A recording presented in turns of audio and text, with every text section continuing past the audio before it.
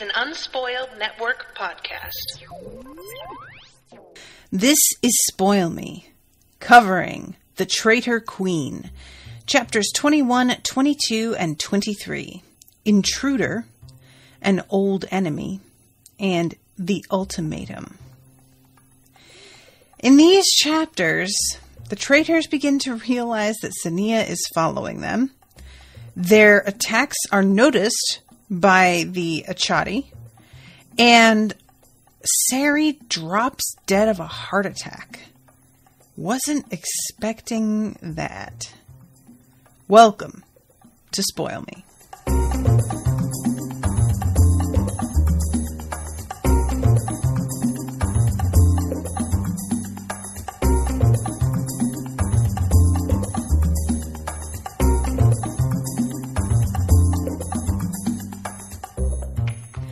Welcome to the show, everyone. I am Natasha. Thank you very much to Ashleigh for commissioning this episode. Ashleigh is in the chat. Hi, Ashleigh. She says, hope you had a great break.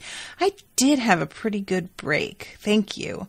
And yesterday we found out that Owen is positive for COVID, which sucks, but I am still negative, which, fingers crossed, it remains that way. We shall see. So yeah, there's been some shit going on. This section is full of surprises and movement forward. I am very excited to see Skellen again. Honestly, I think at this point, because it's been so long since we have seen him, I think that I expected to not see him again until like the last 3 chapters. And we are in what? This section is 21 through 23. There are 31 chapters in all. So it is like over halfway through the book that we are seeing him. And the last time that we set eyes on this guy was the first book in the trilogy, right? I don't think we see him even once in the second book. And it's sort of a weird thing with him where I don't really know how I feel about this plot anymore because I feel so distant from what Skellen actually did to Cery that I needed a bit of a reminder at this point. Like Cery says something about like, oh, he did kill my family, or his mother, was it, that actually killed Cery's family? And I was like, oh, right. Yeah, I thought we knew that, but it's treated here like it was still sort of up in the air whether she had or not. And it's just been so long since we really firmly talked about any of that I lost track of the fact that we weren't sure about certain things, that certain questions hadn't really officially been answered. And I am a little disappointed that we just get that brief moment with Skellen and then he's gone. And I don't... we are seeing it from Cery's perspective. So when Cery begins to die, and he is aware that's what's happening as it's happening, he's like, knows that he's dying. He goes unconscious. And so we just sort of have to hear secondhand from Gaul later on that, Skellen took Anya as a hostage and that he left. It was just... I was excited to see him after so long, and then we got so little time with him, and the POV we were in didn't even really stick around for the entire duration of the interaction. It just felt weird. Let's see. Ashley says that hopefully he gets the latest possible dose of it. Yes, thank you. It might have been Skellen who Larandra brought Lilia to in the second book, but it's not clear. And yeah, other than that, it's been book 1. Yeah, I feel like I wondered in the second book, but it doesn't seem like that's who it was. I feel like when I looked at that in the moment, I was like, this doesn't seem to line up with the way that I would think her son would react. To Lilia, the way, does Lilia say anything about his eyes being particularly weird? I don't remember that, but it's such a standout feature of his in Cery's mind that I would think that Lilia would notice his eyes, that it would be something that would draw her attention. So yeah, it was just the whole thing with setting up this trap as well, with putting the dynamite in the walls. And then nothing happens. Honestly, that feels like a really good analogy for how this series has felt. She keeps putting dynamite in the walls and taking all this time to drill the holes and placing it and getting us psyched up, and then nothing happens. It's just kind of laughable to me how perfect that is. It's over and over again. I can't believe after all this happens that we don't even get an explosion in these tunnels after all this. Now, it may happen later.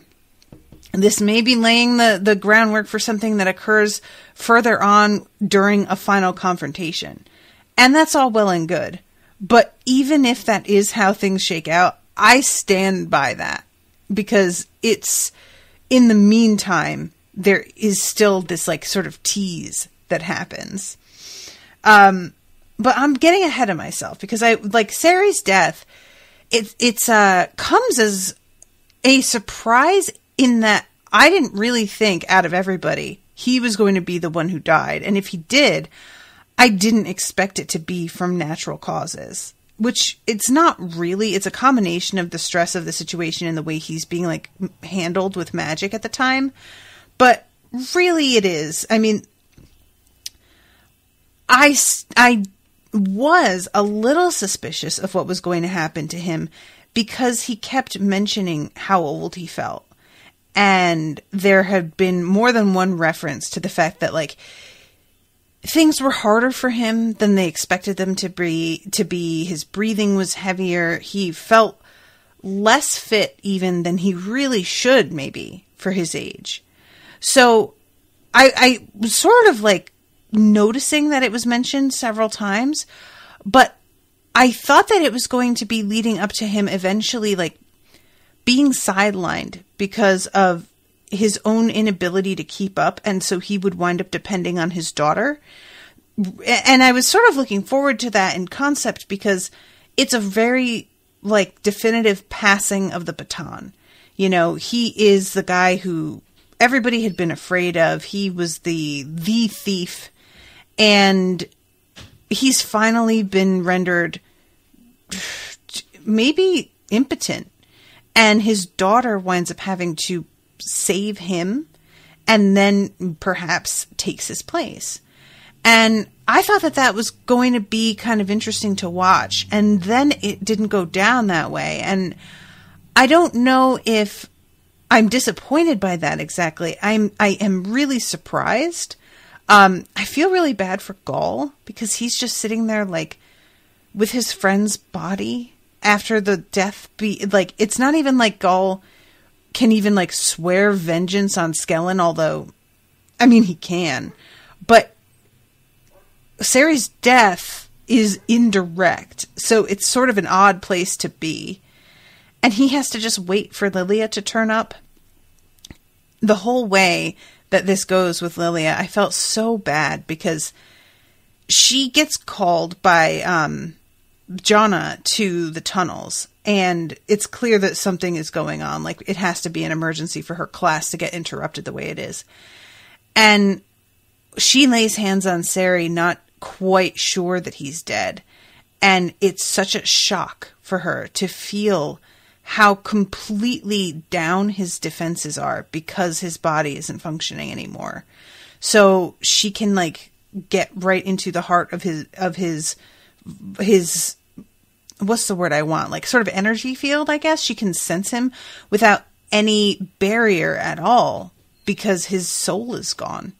And that is one of those things that I feel like if you were in the position where touching a human being, automatically you got a series of sensations from them, I could see how, as a magician, touching them and getting absolutely none of that, as if this were an inanimate object, would be really disturbing. It sort of makes me wonder, like, you know, when you're reading like a book about vampires and they're talked about with having cold skin,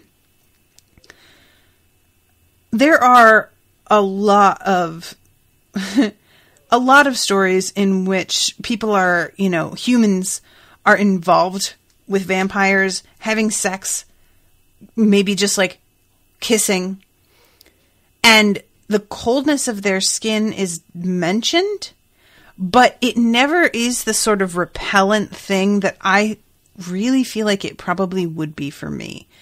Because you just expect when you touch a person that they be warm. You take it for granted, and you don't even really know you're taking it for granted until you don't get it, right? Like, if you've ever held somebody's hand and they have bad circulation, Owen's hands can be absolutely frigid. He has terrible circulation. And it can be really startling. So that's another thing that I feel like is a sort of human equivalent to what Lilia experiences here, is reaching out to touch somebody, expecting their body heat, and they are cold. No thank you. Ashleigh says, yeah, I would not be able to get over the lack of a pulse and no heartbeat when you put your head on their chest. No thank you. Yeah, I feel like I've talked about this in our coverage of Twilight for patrons, but I just can't think about having sex with somebody with a cold dick. Like, I have a hard enough time getting a pap smear with that ice cold fucking thing. I don't need a dick to be ice cold. Thank you very much. Like, Edward Cullen can go and boil some water and stick his dick in that right before, because he has to do something. There's no way that's happening, friends. No, I don't think so. I'm just thinking about the myriad of ways that, like, if you were coupled with a vampire and you had that hang up, the ways that you could, I guess, sort of cope with that, like buying a heating pad and he just kind of keeps it over his crotch during like general foreplay, and then once it's time, he takes it off and he's been like preheated. I find that to be cumbersome in the extreme, but I guess it would work.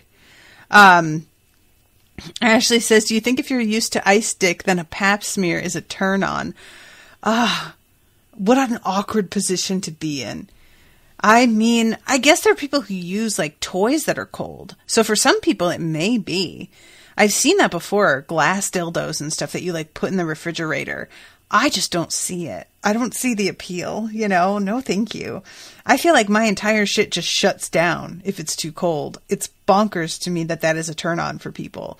But I mean, not shaming, to each his own. It's just, I can't relate at all.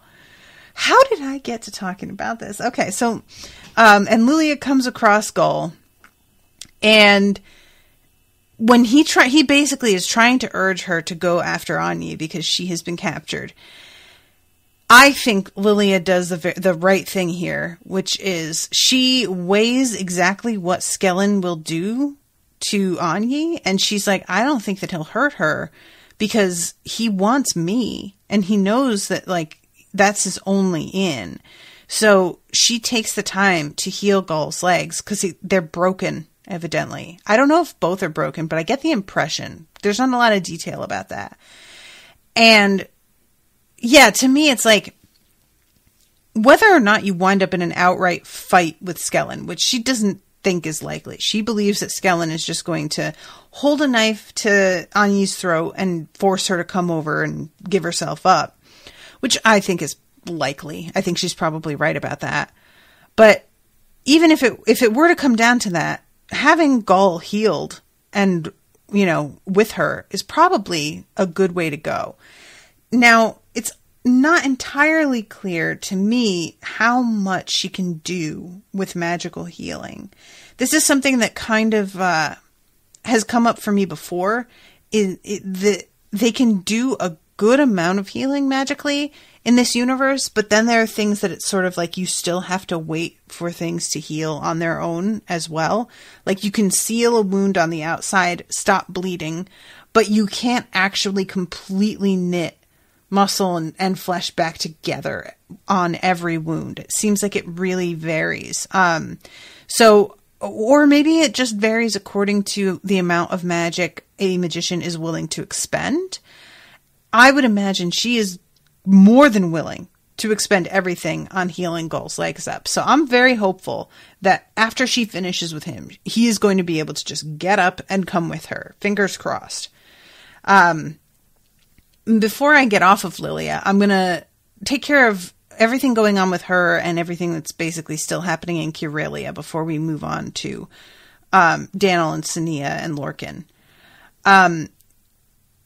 She is getting harassed by Bakken yet again.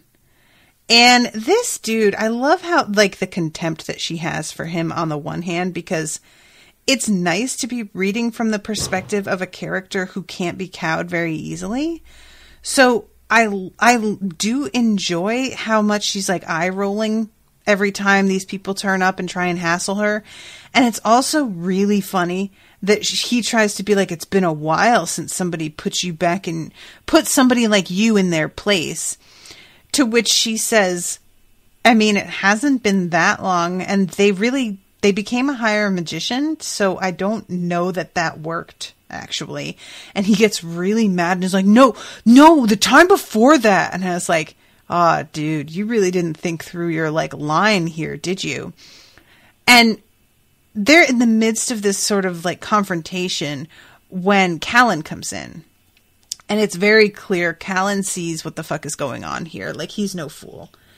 And he says to Lilia privately later that they have decided it is better to nip this sort of thing in the bud and figure out exactly what's going on than to pretend it's not happening and then potentially leave a novice completely open and vulnerable later.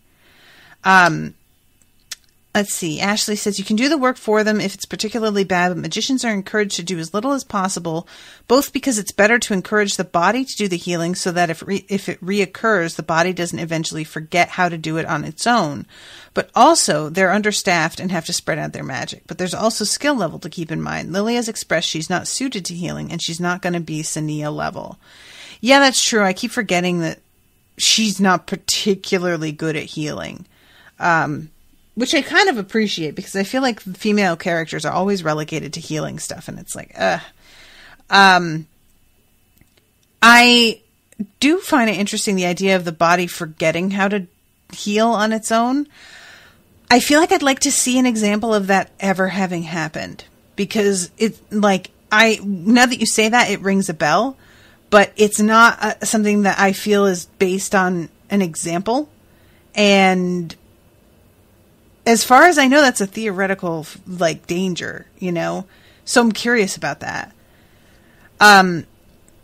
So anyway, Callan basically scoops Bakken up and is like, okay, so now you're part of our thing that we're doing today. Thanks for volunteering, he says, even though this dude did not volunteer, does not want to be here.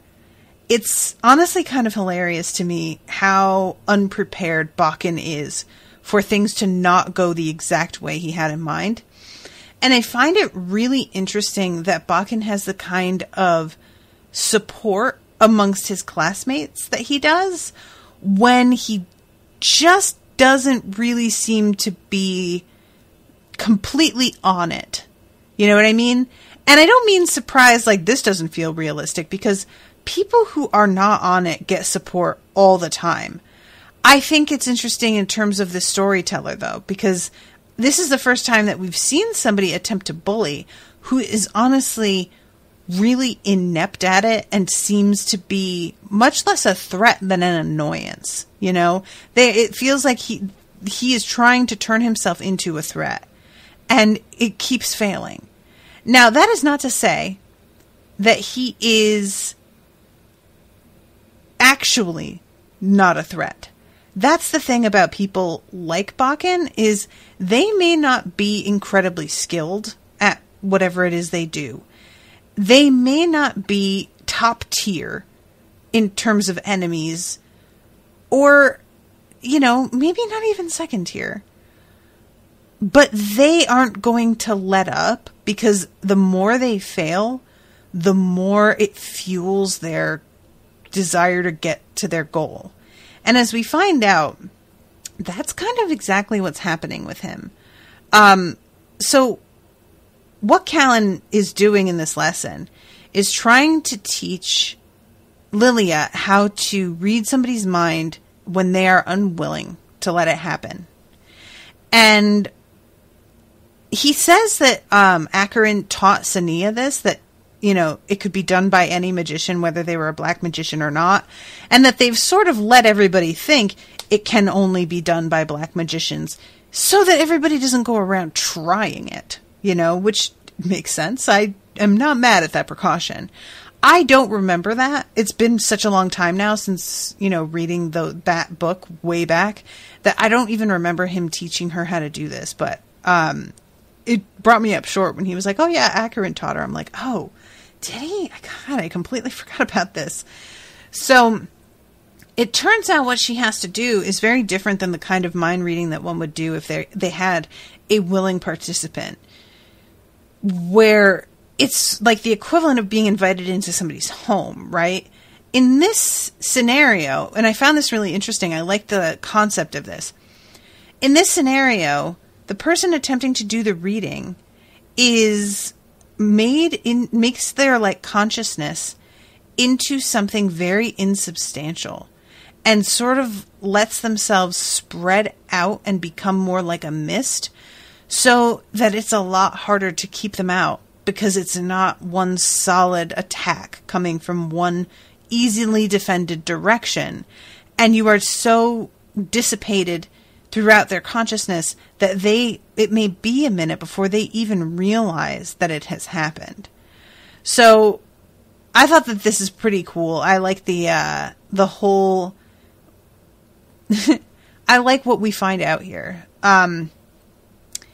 It turns out that this kid has been beaten by his father, and his father has told him repeatedly that he has to always make sure that he is the strongest, and every time he comes up against someone who is stronger, he must put them in their place, which is pretty much the exact wording that Bakken had used in that previous scene, so it makes sense. And there's a combination of sort of sympathy in Lilia, where she's like, God, this kid, because she can see how he was beaten and how he was treated. And she sees that his father was eventually murdered, and by somebody that his father had professed he wished he had been harder on. So it looks like his own prophecy came true, you know, that he says you have to make sure to be stronger than everybody else. And when he, you know, one time failed to do that, he got. But it's the kind of thing that, like, if you were talking to somebody, if you had a magical power and you could show them every potential outcome of a situation. This is actually something that I was talking about with Rashawn recently. We're covering Song of Ice and Fire again. And something that I really like about the Song of Ice and Fire series is that as much as certain circumstances determine how things turned out, I do believe that the characters are so strongly drawn that even if a couple circumstances had turned out differently, in the end, a lot of the plot would have gone the same way, because these people are determined to be who they are, no matter the circumstance that they are faced with.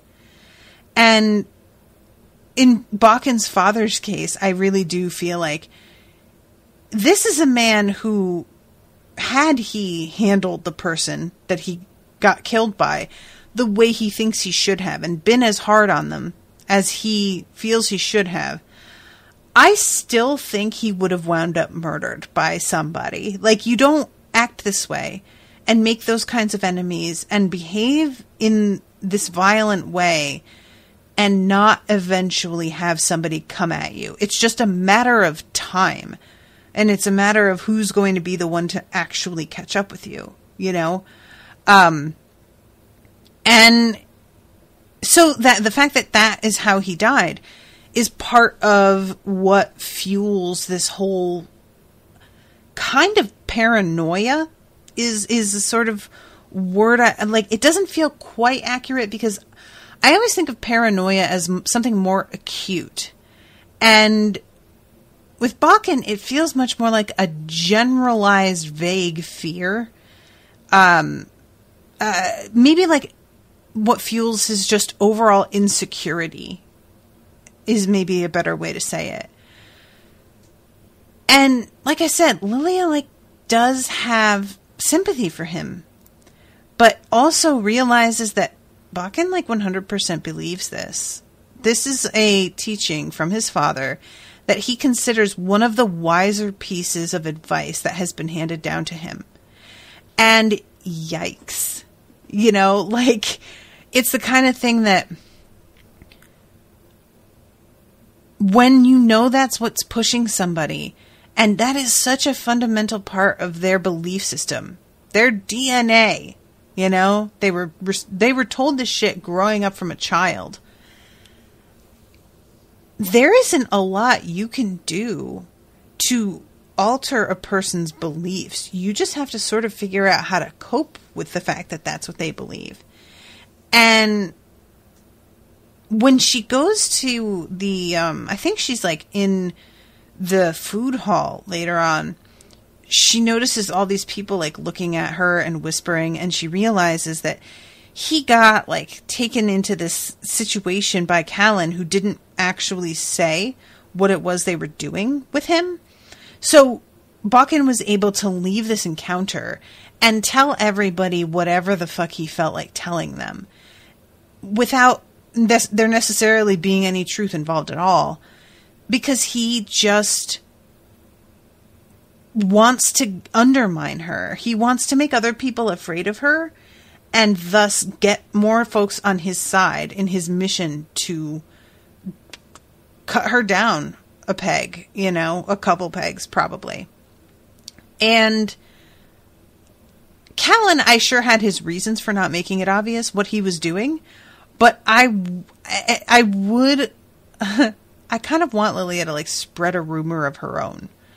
I don't know how that would happen, because she doesn't really seem to have any friends that are positioned within the community in a way that she could do that effectively. But she has such power, and all eyes are on her all the time in such a way that I'm like, I bet she could figure out some way to do it.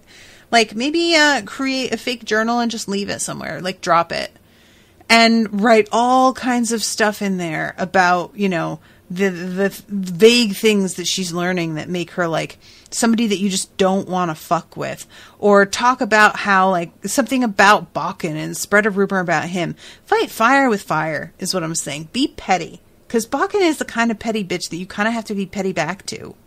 At least that's how I feel about it. So yeah. Anyway, so that's pretty much where she's at when she gets brought into the whole thing with Skellen. So I feel like we've pretty much covered that. Let's see. Oh, sorry, Ashleigh's commenting. Black magicians are supposed to have consent from their victims unless the High Lord decides otherwise, apparently, or higher magicians even. I don't know, maybe that's not okay even for him. I wonder if that'll come back on him. Oh, so the fact that Bakken like volunteered, but he didn't necessarily know what he was volunteering for, and didn't really consent entirely. I mean, it's hard to say, because it's like in front of witnesses, he was like, oh, thanks for volunteering. And everybody saw him say that, and Bakken didn't put up an argument. So, and as far as I can tell, it's difficult to know, but the scene didn't read to me as if Bakken could tell Lilia had actually succeeded in getting inside his head.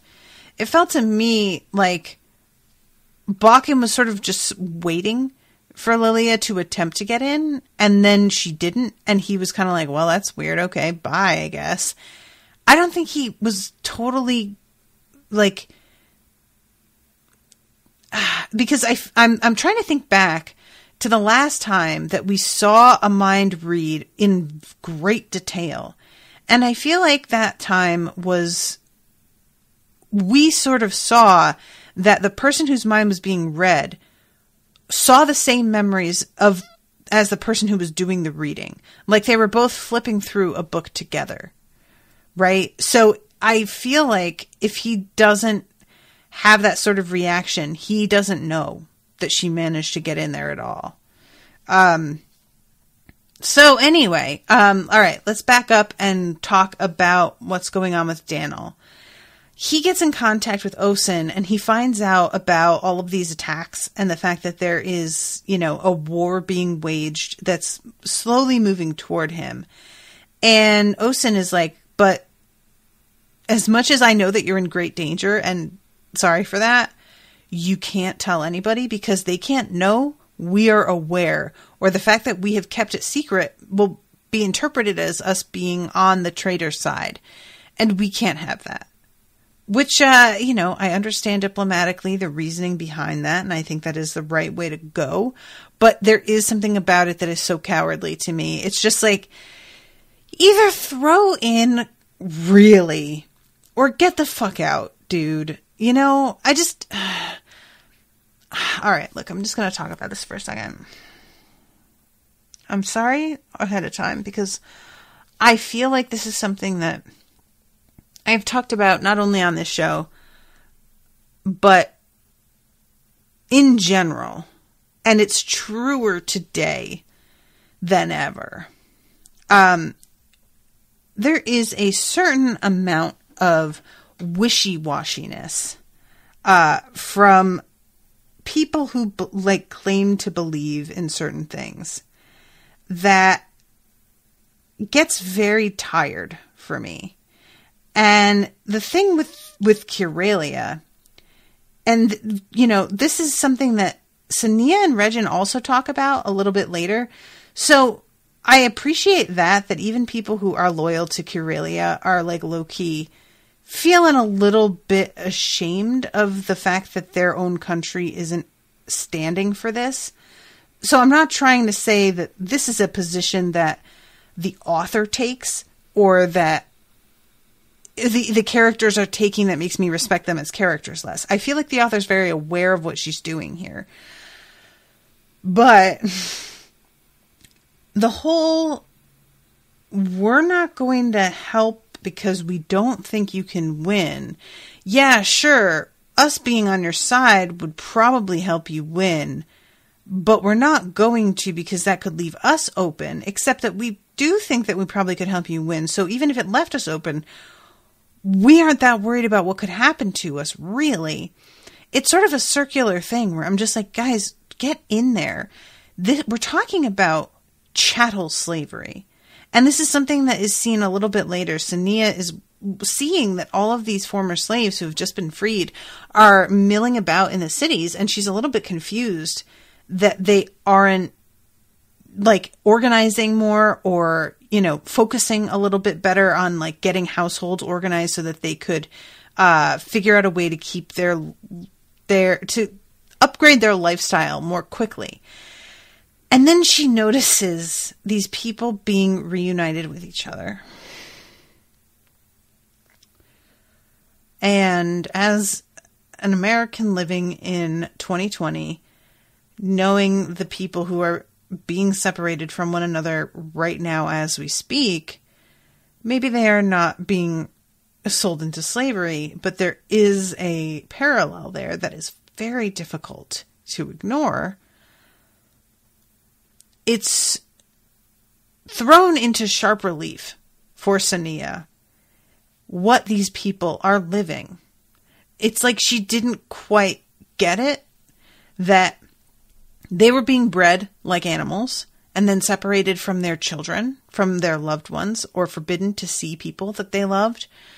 They were forbidden to go anywhere without cause from their master. There was so little humanity afforded these people that it doesn't even occur, even to those who don't support slavery, what it is they have been suffering, the kind of oppression they've been living under. So when she sees them reuniting, she's kind of taken aback by that and realizes oh my God. And Regin points out yeah, we fought against this, but it's been long enough now that the Kyrillians who were there, who saw how the, Sachakan society functioned, or the people who had experienced it, they died, and so it became much more a hypothetical. It's very hard for me to not feel a way about the fact that the Carillions could be helping put an end to this, and they have chosen not to do it. And they are going to try and they're going to sit on the sidelines and cheer them on and hope that the traitors win, even though they don't seem to think the traitors can win for just plausible deniability. And it's frustrating because it's absolutely, to me, an accurate depiction of how a government like Carillia would probably handle the situation. We want the quote good guys to fight for what's right all the time. And in reality, the quote good guys usually aren't as good as it looks like they are. From an overly simplistic standpoint, perhaps, but and they aren't able to throw themselves into a cause without considering all the angles of that cause. So I understand that. It's an odd kind of conflation that happens too between the fact that the Carillions don't really want to throw in here, and then later on, Lorcan, as he is riding with the traitors, he is thinking about the fact that many masters and their wives and children have been killed. And it's not like I think that the whole thing with the traitors was that they were trying to allow wives and children to escape. I feel like they were attempting to give them an option, and I don't remember what it was, but it was kind of like, if you guys fight back at all, we will kill you. I think that they might have been killing out of the gate, though, because they were like, there's no way these people aren't going to try and get their ship back. I feel like I remember that. Forgive me, guys, because it's been about a month now since I read the last section. And Lorcan's, I don't want to say that he's waffling, because he's not. He really believes in the cause and that ending slavery is the right thing to do.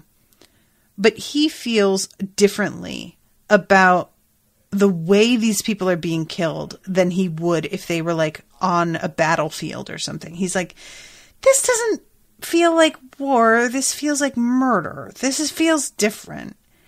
And I get that on the one hand, but on the other hand, these people, the traitors, are not in a position with numbers to wage the kind of war that you are so privileged to be able to see as the one honest, honorable way to do it.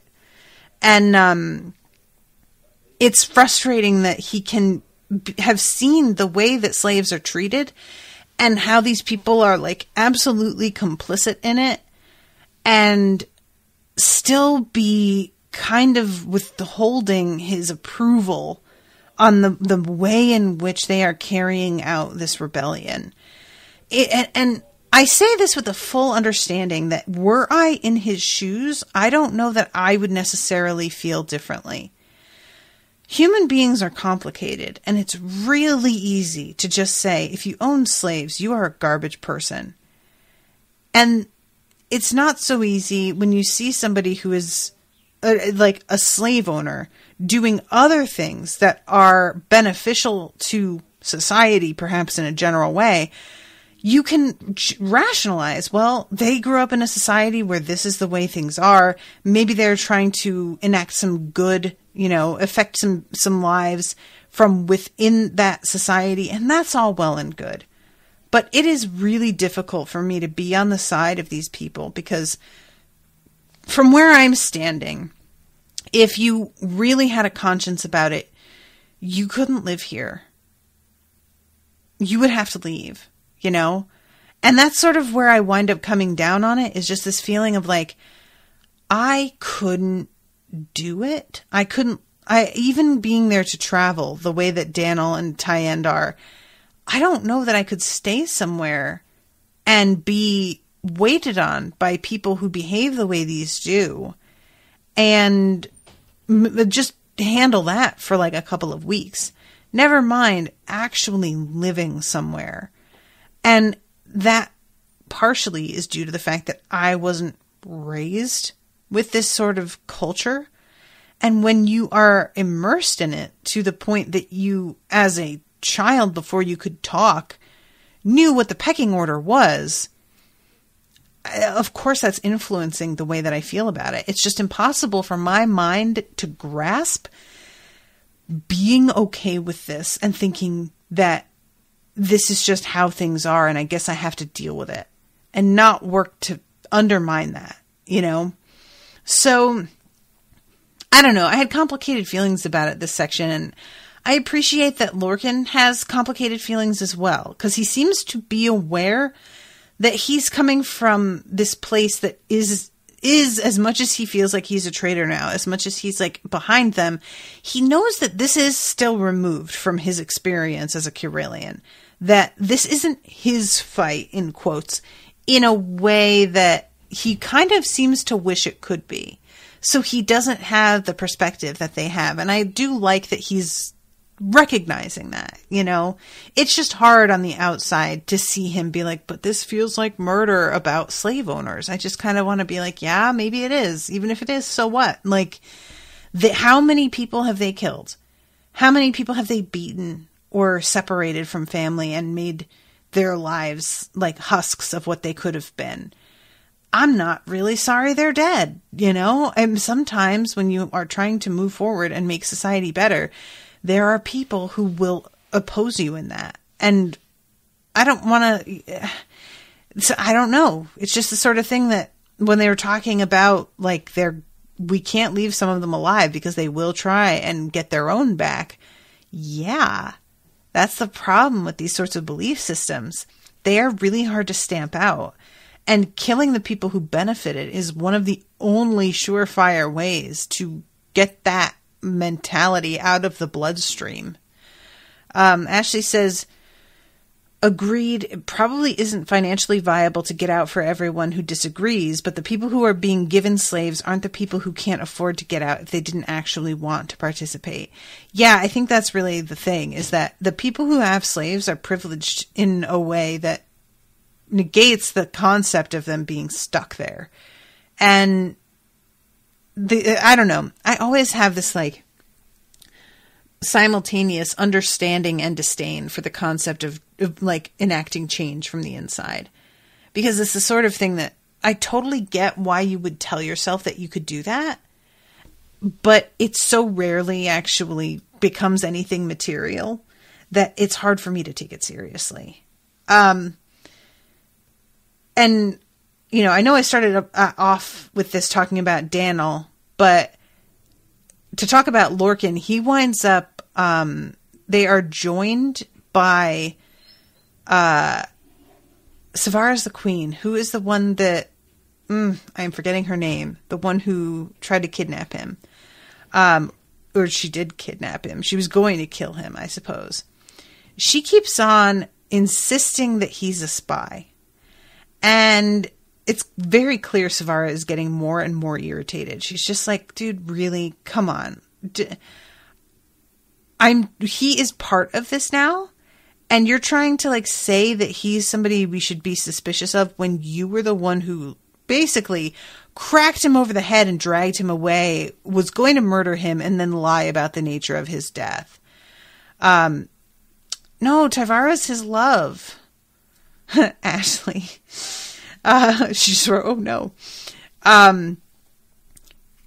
So this woman keeps on sort of like insinuating that the fact that Lorcan is even here is a problem. We can't really trust him.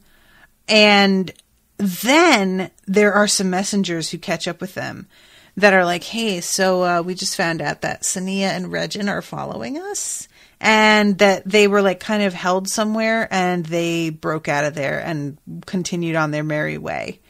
And that makes it look pretty bad for Lorcan. That really points to probably the accusations of him being a spy maybe being true. And eventually Savara sends a couple of people back one of the blood rings on to speak to Sania about what's going on. And Sania is like, bitch, did you really think that when my son decided that he was going to like break with Kyrelia and go off with you as you intended to wage war, that I was just going to let him go and not do anything I could to ensure that he was safe and like watch over him? Why would you ever expect anything else? Of course, I'm not spying. I'm looking out for my kid.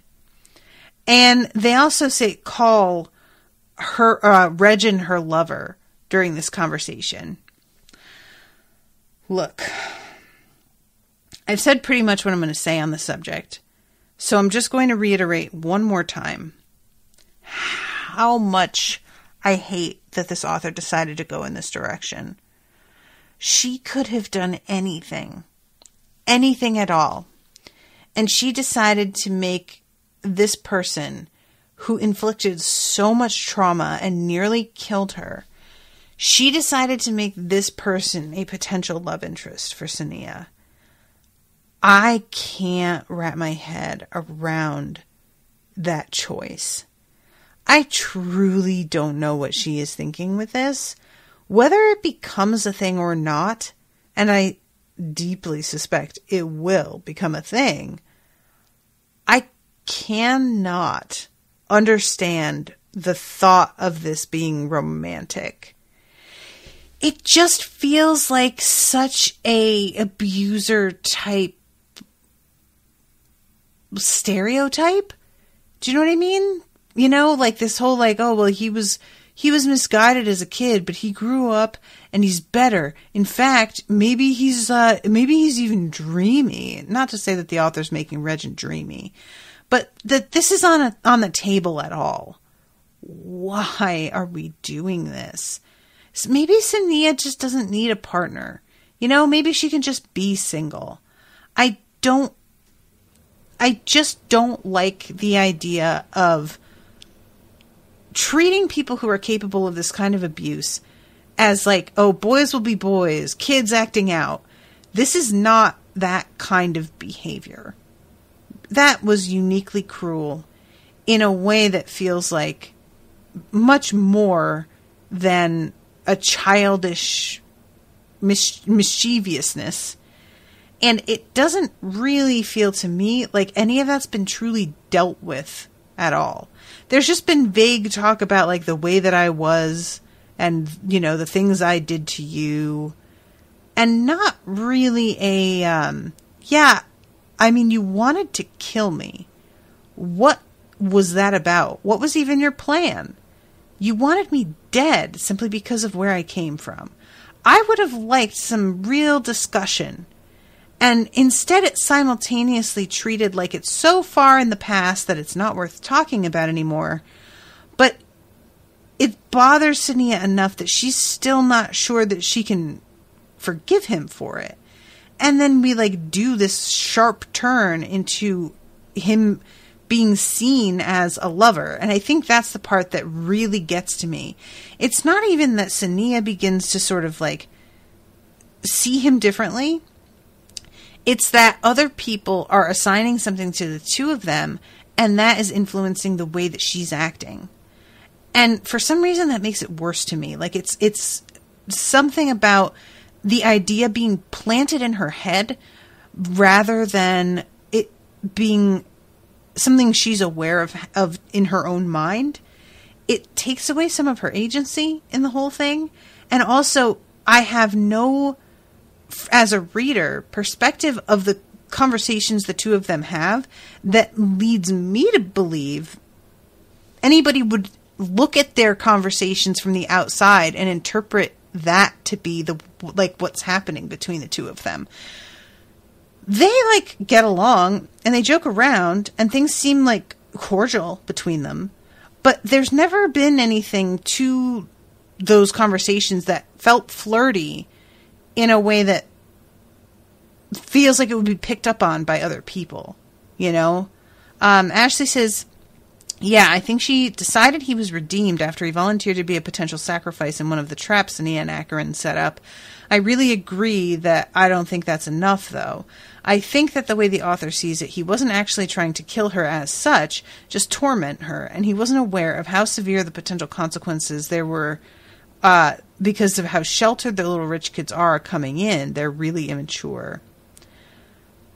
Maybe, but I seem to, remember him talking about Loki wanting her dead, or words that meant essentially that. I don't know. I don't really buy that he didn't understand the consequences. I think he did. And was going to try and put it down to an accident. I think that was the argument he was going to make to cover his ass. Oh, I didn't realize that she would die from that. We were just trying to see what, But I don't believe that was really the case. Yeah, I don't know. So the two of them wind up being escorted by these messengers the rest of the way. And it's very clear that these two messengers are not interested. They're given this assignment. They have to do it. Their queen ordered them. And clearly these two can't, be left unsupervised.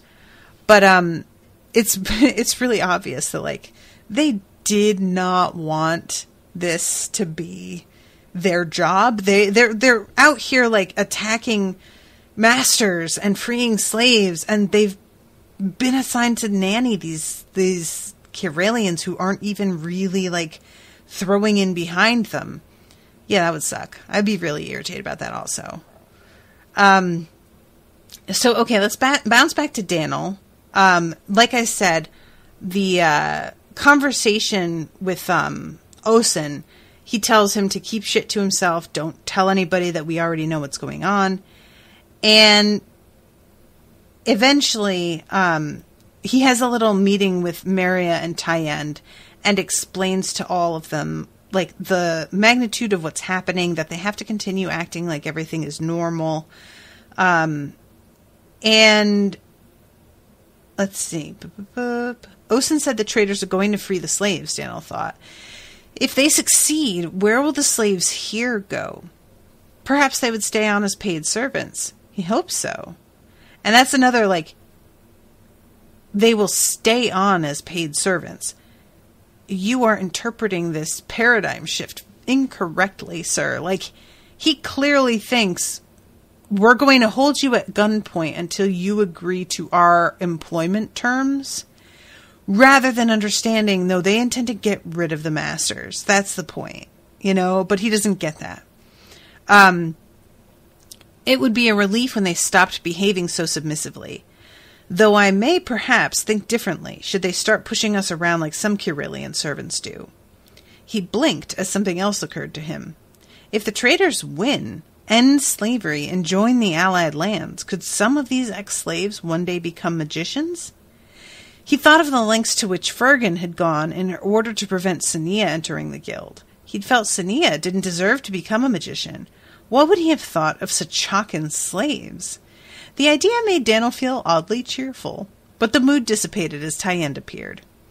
So, Ashleigh is commenting, I think there was a certain amount of Fergan setting himself up to kill her, but I don't think it's completely clear that he knew what it was. I don't know. Definitely think there's a lot of sweeping under the rug and ignoring happening as well on the author's part.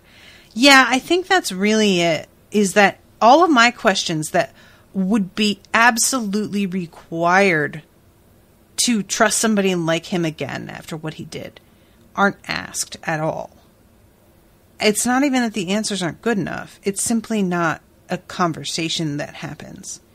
And that, to me, is the part that's truly unforgivable. We can't just act like this didn't occur, This is something that happens a lot in various things that I've been reading and have read, where it seems almost like an author had a thing happen and then sort of regretted it, or they made it happen so that they could have this one conflict for this section, but then later having that conflict continue was inconvenient and they sidelined it completely in favor of those characters almost acting normally with one another again. And it is frustrating. And granted, it's not like this happened last week. It was years and years ago. But nevertheless, you know, it was a foundational part of Sania's experience at school. That's the kind of formative thing that just sticks forever. You know, you're just never really free of something like that. So whether it's old shit or not, it's kind of still incredibly relevant no matter what. So Tyen and Daniel have this conversation here where Tyen basically says what I kind of expected, which is that first he's like, are you in love with Achati?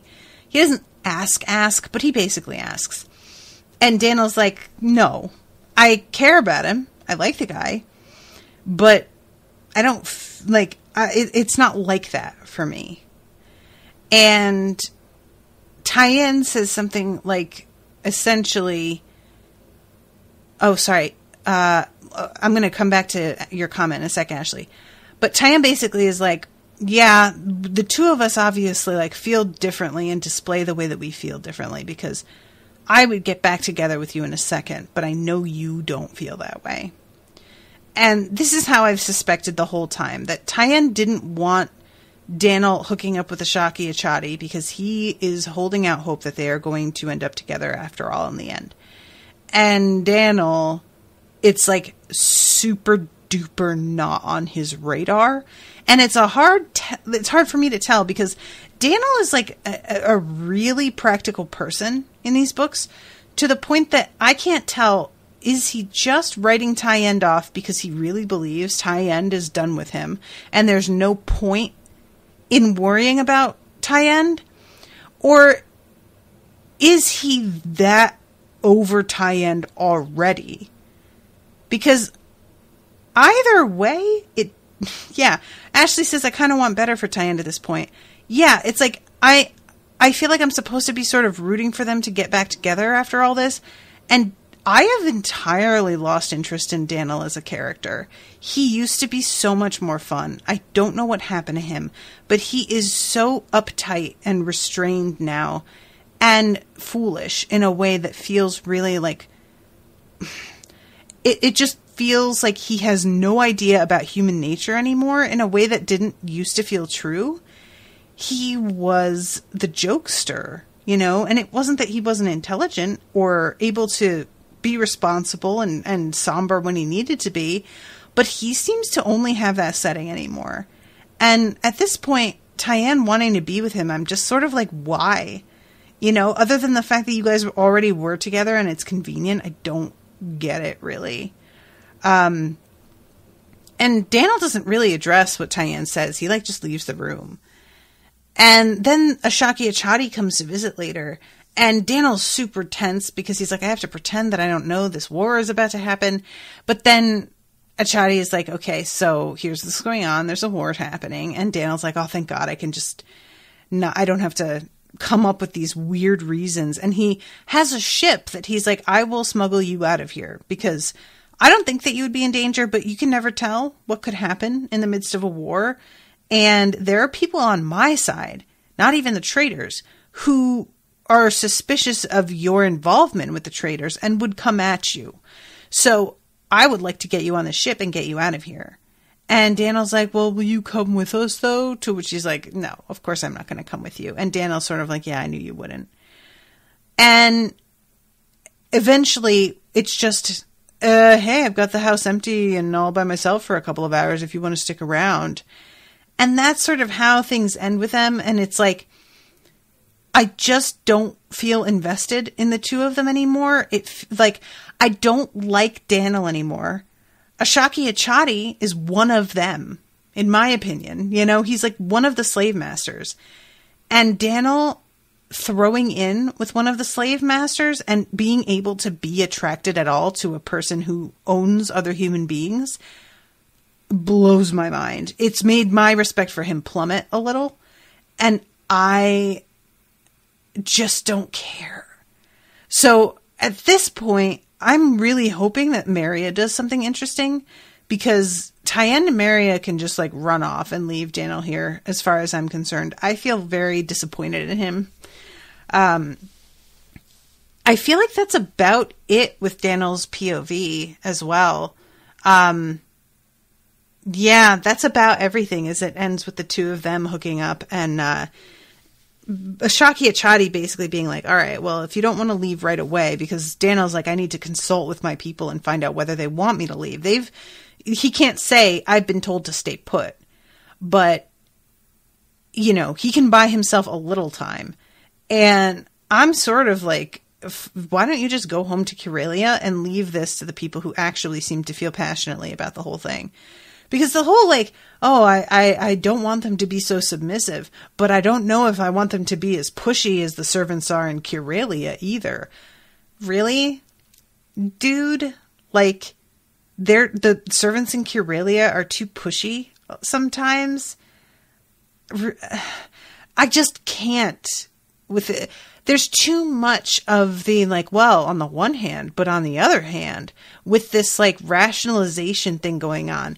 And that used to be part of what I really liked about this author, was her attempt to see things from both sides and make her characters rational in that way.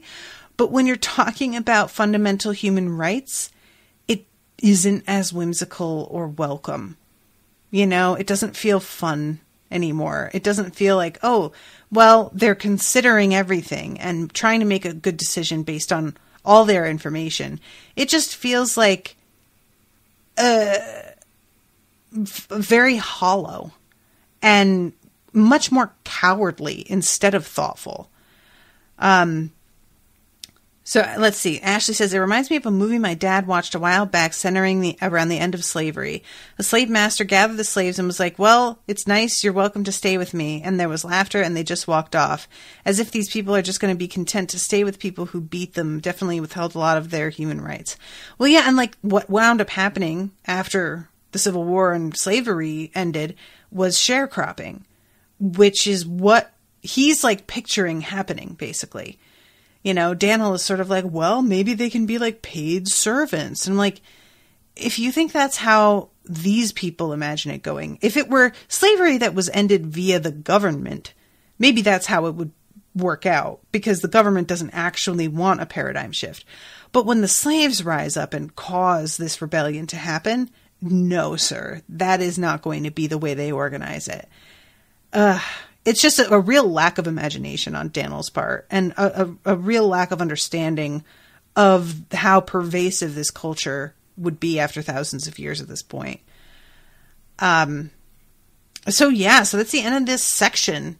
And I really don't know what to think is going to happen next. Like, everything with Skellen just feels so distant now. It's not like I don't want to like get him, but I don't feel like I understand the threat he poses as well anymore.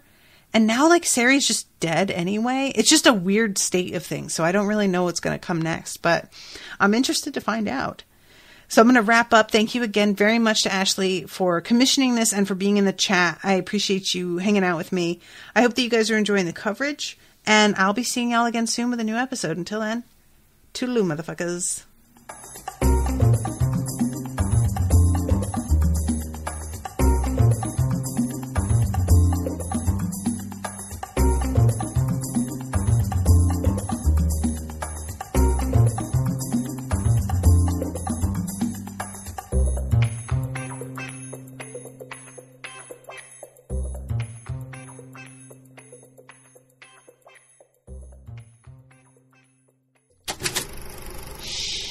That was an Unspoiled Network podcast.